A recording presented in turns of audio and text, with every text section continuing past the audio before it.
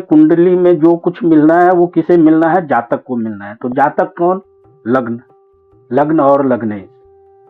तो अब हम आते हैं, काया सुख मिलेगा मतलब शरीर सुख मिलेगा या शरीर सुख नहीं मिलेगा। तो ये एक सूत्र की तरह मैं आपको बता रहा हूं कि आपको जैसे दुबला पतला शरीर है वो कैसे समझेंगे, स्थूल शरीर है वो कैसे समझेंगे, धन होगा कि नहीं वो कैसे समझेंगे।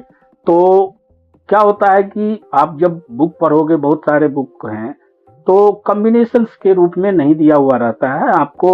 ओवरऑल जो एक जानकारी जो थ्योरी में होता है वो दिया हुआ रहता है, और उससे मतलब एक रीडर या एक लर्नर जो है वो काफी कंफ्यूज्ड होता है कि ठीक है, मैंने सारा सब कुछ समझ लिया कि उच्च होता है, उच्च का ग्रह होता है, नीच का ग्रह होता है, इस ग्रह में ये अस्त हो गया, लेकिन उसका रिजल्ट को कंबाइन करना ये थोड़ा सा टफ होता है। एस्ट्रोलॉजी में यही टफ होता है कि सारा सब कुछ जानकारी, एक एक चीज आप पढ़ लेने के बाद भी आपको जो है फल कथन कहने में दिक्कत होगी, क्योंकि सूत्र नहीं पता होता है। आपको सूत्र अलग ढंग से याद मतलब समझना होगा सूत्र, उसमें फिर बीच में किसी और चीज को नहीं घुसाना होगा। तो चलिए, ये आज हमारा क्लास 18 है। तो आगे बढ़ने से पहले मैं आपसे रिक्वेस्ट करूंगा कि प्लीज हमारे चैनल को थोड़ा सा लाइक सब्सक्राइब करें कि हमें मोटिवेशन हो कि जातक का काया कैसा होगा, जातक का शरीर कैसा होगा। तो लग्न है, तो लग्न का संबंध यदि सूर्य मंगल शनि राहु, अब ये सूर्य मंगल शनि राहु इसको क्यों बोल रहे हैं? क्योंकि इसको शुष्क ग्रह बोलते हैं।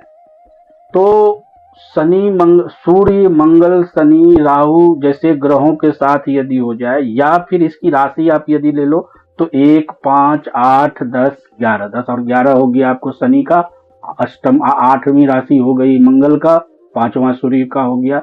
तो शुष्क ग्रह से यदि आपका संबंध लग्न का बनता है तो जातक दुबला पतला होगा।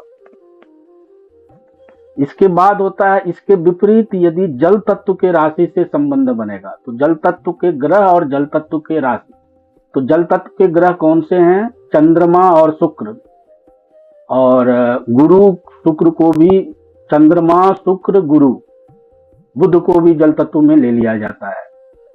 तो और जल राशियां, तो जल राशियां एक तो 4 8 12 जो है, तो कर्क हो गया, मकर हो गया, मीन हो गया, ये जो है जल राशियां हैं। वैसे कुछ कंसेप्ट अर्ध जल राशियों का भी है, जैसे कि वृष है, धनु है और कुंभ है, इसको अर्ध जल राशियां बोलते हैं।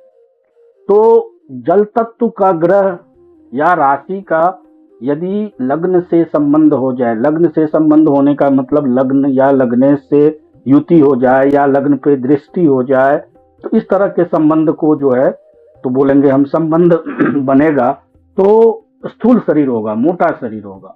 फिर से आप समझ लें, जल ग्रह में चंद्रमा बुध गुरु और शुक्र को जलीय ग्रह बोलेंगे, जलीय राशि में कर्क मकर और मीन बोलेंगे, और अर्धजल राशि में वृष धनु और कुंभ बोलेंगे। तो जल तत्व की राशि का यदि दृष्टि युति या एक्सचेंज किसी तरीके से यदि संबंध बन जाता है लग्न और लग्नेश से, तो स्थूल शरीर होगा।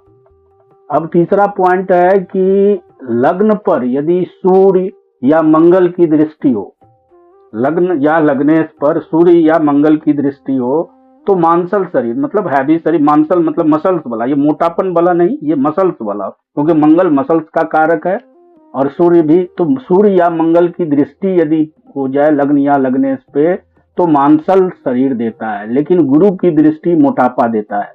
ये चीजें आपको ध्यान में रखना होगा। चौथा पॉइंट है कि सूर्य यदि लग्न में है, किसी भी जातक के लग्न में सूर्य यदि है तो वो सूरवीर होगा, हठी होगा मतलब जिद्दी होगा।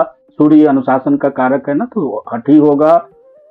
अब इसमें तो निष्ठुर भी बताया जाता है, क्योंकि सूर्य को क्रूर ग्रह बोला गया है, लेकिन हर चीज को एग्जैक्ट मानने की जरूरत नहीं है। सूर्य निष्ठुर नहीं होते हैं, सूर्य देवता हैं, थोड़ा स्ट्रिक्ट होते हैं। सूर्य पिता हैं तो पिता की तरह थोड़ा सा स्ट्रिक्ट होंगे।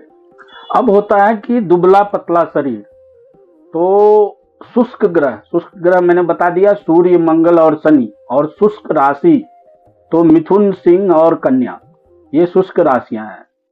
तो लग्न में निर्जल बोलिए या शुष्क बोलिए की राशि हो, अथवा लग्नेश निर्जल या शुष्क राशि में स्थिति हो, तो जातक दुबला पतला होता है।